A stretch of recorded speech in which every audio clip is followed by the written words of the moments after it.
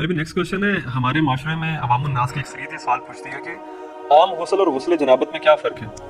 مزید یہ کہ اگر ہم غسل کو سنت کے مطابق ادا کریں تو کیا ڈائریکٹ نماز پڑھ سکتے ہیں یا پھر نماز پڑھنے کے لیے الگ سے وضو کرنا پڑے گا؟ دیکھیں، یہ بڑا کریٹیکل سوال ہے، یہ اکثر لوگ کرتے ہیں۔ میں نے وضو، غسل، تیمم، استنجا، حیض و نفاس کے مسائل، اس پہ 42 مسئلہ ڈیٹیل ریکارڈ کروایا تھا آلموسٹ 7 سال پہلے۔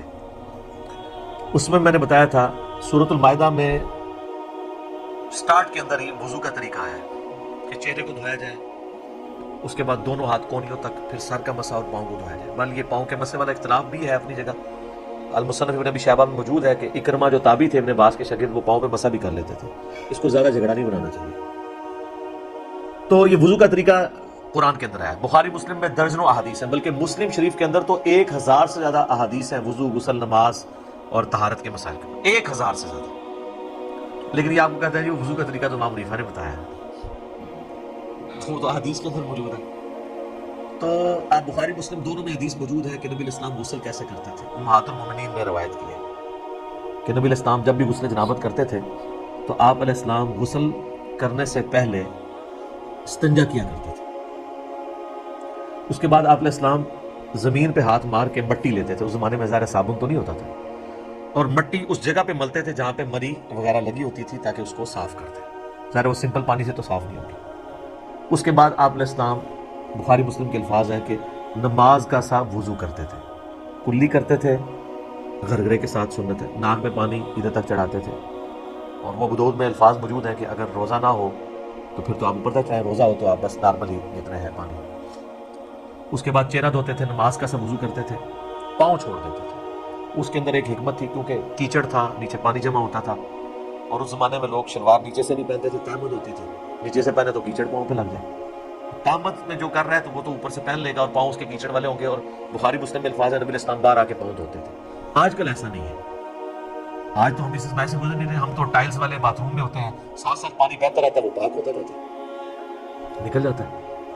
ورنہ تو والی مصیبت ہو جائے، ہم پہلے تولیہ باندھ کے باہر نکلیں اور پاؤں دھوئیں اور اس میں وہ چینٹے بھی نہ پڑے، پھر شلوار پہنے۔ اب تو یہ ضرورت نہیں اندر ہی، تو آپ پورا وضو بھی کر سکتے ہیں۔ اچھا، کیونکہ نبی الاسلام وضو کرتے تھے اور اس سے پہلے استنجے والی جگہ سب کچھ دھو چکے ہوتے تھے، اور اس کے بعد آتا ہے پھر آپ علیہ السلام 3 دفعہ جو وہ سر پہ پانی بہاتے تھے، دائیں طرف بائیں طرف۔ ذرا وہ غسل ہوتا تھا ایک برتن اور بالٹی کے ذریعے، تو وہ اسی طریقے سے ہی ہوگا۔ آج کل تو شاور ہے، مسئلہ ہی کوئی نہیں ہے۔ تو اس کے بعد آپ پاؤں باہر نکل کے دھوتے تھے، اور اسی وضو کے ساتھ غسل کے ساتھ وضو بھی شمار ہو جاتا تھا۔ لیکن یہ اس صورت میں ہے جب غسل کے دوران آپ کے ساتھ کوئی ایسا معاملہ نہ ہو جو وضو کو توڑ دیتا ہے۔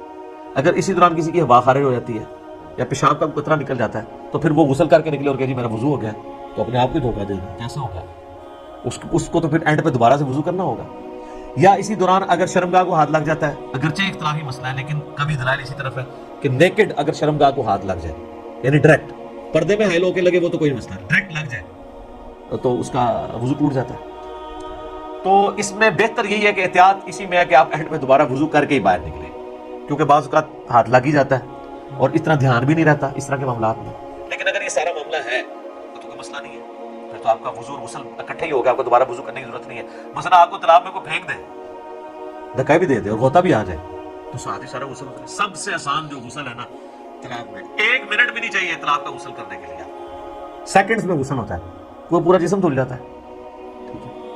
اچھا، اگلے زمانوں میں لوگ کپڑوں سمیت غسل کیا کرتے تھے، یعنی ایک لنگوٹا باندھ کے، پورا نہیں، جب کبھی اوپن جگہ پہ نہانا ہوتا تھا۔ آج کل بھی ایسے ہی ہوتا ہے، تو لیکن آج کل چونکہ باتھ روم ہے تو ہمیں ضرورت نہیں ہے۔ باقی دریا ایریا میں ابھی بھی آپ دیکھیں جوڑوں کے جو گیسٹ ہیں وہ لنگوٹا باندھ کے کر رہے ہوتے ہیں، تو نیچے وہ باندھنا پڑتا ہے، ادروائز تو پھر ظاہر ہے وہ شرم و حیا والا ایشو ہو جاتا ہے۔ تو پھر اگر ایسی صورتحال ہوگی تو اگر کوئی وضو کے توڑنے والی چیز نہیں ہوئی تو آپ غسل کے بعد آپ کا وضو شمار ہو جائے گا، غسل جنابت ہو جائے گا۔ کئی شادی شدہ لوگ ہیں ان کو بالکل غسل کا طریقہ نہیں پتہ، ٹھیک ہے، اور ان کو بالکل پتہ ہی نہیں۔ باقی رہا عام غسل بھی سنت کے مطابق ہی کرنا چاہیے۔ عام غسل ویسے کون سا ہوتا ہے؟ وہ تاری لانا ہے، جڑا گرمی دور کرنا ہے، وہ غسل تو نہیں ہوتا، وہ تو خالی تاری لگانا ہے۔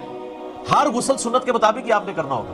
اگر عام غسل سے مراد آپ نے، صحیح بخاری مسلم میں حدیث ہے کہ جمعے کا غسل کیا جائے، اور مسلم میں الفاظ ہے کہ ہفتے میں 1 دن غسل کیا جائے، تو وہ سنت کے مطابق ہی کرنا ہوگا۔ یا عید کے اوپر غسل کرنا سنت ہے تو سنت کے مطابق ہی کرنا ہوگا، ٹھیک ہے۔ اسی طریقے سے میت کو غسل دینے کے بعد جب جسم پہ چھینٹے پڑ جاتے ہیں پھر آپ نے غسل کرنا ہے تو سنت کے مطابق کریں، یا اتنا حصہ بھی دھو لیں تو وہ بھی کافی ہے، وہ غسل والا حکم منسوخ ہو چکا ہوا ہے، اتنا حصہ بھی دھو لیا جائے کافی ہے۔ تو غسل جب بھی کریں سنت کے مطابق ہی کریں تاکہ آپ کی عادت نہ ٹوٹے۔ بل عام غسل آپ جس بھی طریقے سے کر لیں گے ظاہر ہے اس میں تو پھر کوئی ایسا ایشو نہیں ہے، آپ جب کر کے ازائے وضو پہ جب پانی بہ جائے گا تو خود بخود آپ کا وضو ہو جائے گا، بشرطے کہ اس دوران کوئی وضو توڑنے والی چیزیں نہ ہوں۔ اسلامی بہنوں کے لیے میں عرض کر دوں کہ ان کے غسل میں فرق ہے۔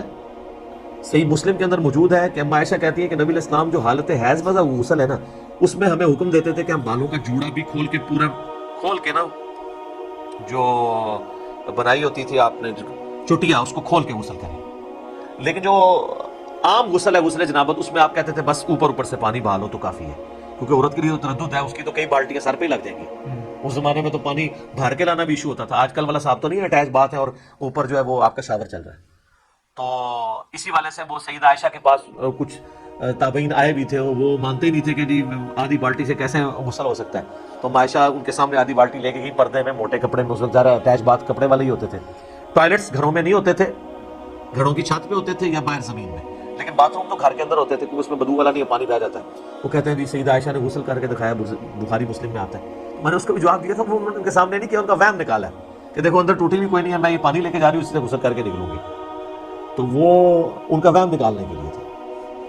تو یہ غسل اس صورت میں شمار ہوگا اس کے ساتھ وضو بھی، جب کہ وضو توڑنے والی کوئی چیز نہ ہو، تو ظاہر ہے اتنی احتیاط کے ساتھ۔ بعض لوگ تو بیچارے پوری احتیاط سے کرتے ہیں، اینڈ پہ جب وہ یعنی وہ کپڑے پہننے لگتے ہیں تو شرمگاہ وہ ہاتھ لگ جاتا ہے، تو پھر زیرو پہ آ گئے، جیسے 99 پہ سانپ کاٹ گیا نیچے آ گئے۔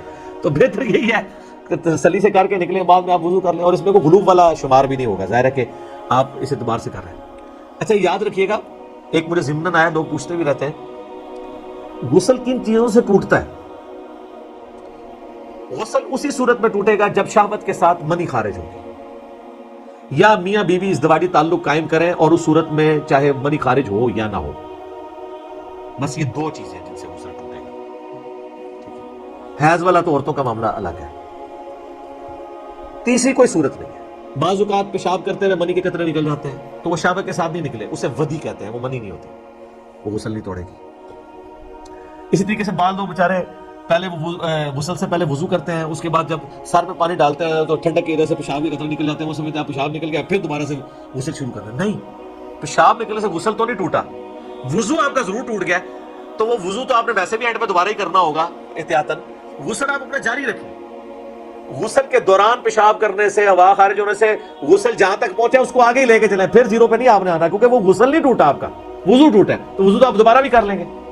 غسل توڑنے والی چیز میاں بیوی کا ازدواجی تعلق ہے، خواہ اس میں منی ہو یا نہ ہو، اور یعنی نائٹ فال، یعنی منی کا شہوت کے ساتھ نکلنا، وہ نائٹ فال کے ذریعے ہو یا کسی اور غلط طریقے سے ہو، یعنی میں کوڈ ورڈز میں بات کر رہا ہوں، تو وہ غسل کو فرض کر دے گی، باقی اور کوئی چیز جو ہے نا وہ غسل کو فرض نہیں کرتی۔ تو یہ ایسے مسائل ہیں جو لوگ عموماً پوچھتے رہتے ہیں، تو آسان ہی معاملہ کہ آپ دین سیکھیں، دین میں آسانی ہے۔ تو اگر آپ بعد میں وضو کر لیں غسل کے بعد، اسی میں احتیاط ہے، بجائے اتنا اس طرح کر کے کان پکڑنے میں، آسانی اسی کے اندر ہے آپ کی۔ ٹھیک ہوگی؟